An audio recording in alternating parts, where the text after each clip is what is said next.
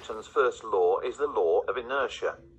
This law states that whenever an object is in motion, it stays in motion lest acted upon by an outside force, and vice versa. The car doesn't move in the video because there is no force acting on it.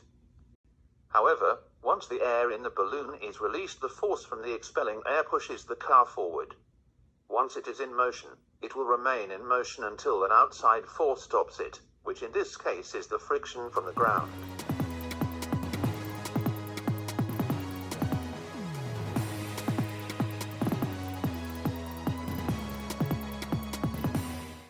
Newton's second law states that force equals mass times acceleration.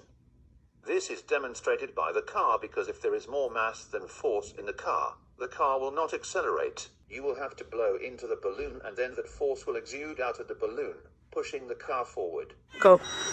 You got it?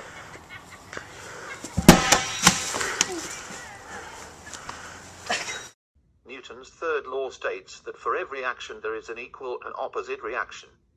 The air released from the balloon is the action. The car moving forward in the opposite direction of the air is the reaction. The different forces of Newton's laws are applied force, friction, gravity, and normal force.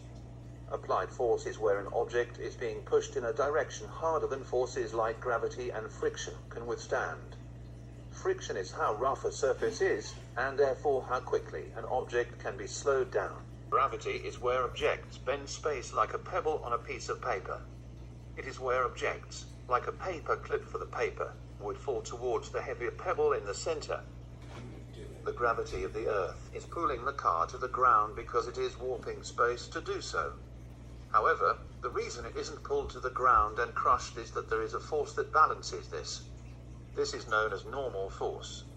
The measurement of gravity and normal force pushing on each other is known as the net force. If the net force is balanced at zero, an object will remain still, as it is being pushed on by two forces in opposite directions equally.